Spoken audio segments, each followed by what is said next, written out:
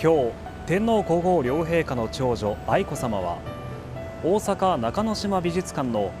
フェルメール真珠の耳飾りの少女展を訪問されました。愛子さまがつけられているのも真珠のイヤリングとネックレスです。絵画の所蔵先であるマウリッツハイス美術館の館長から説明を受けました。真珠ですけれども、それはそのスリランカですとか、あるいは湾岸地域あたりから来ているんではないか。過去には天皇陛下や雅子さまもこの名画を鑑賞されています。愛子さまは明日は滋賀県立琵琶湖博物館や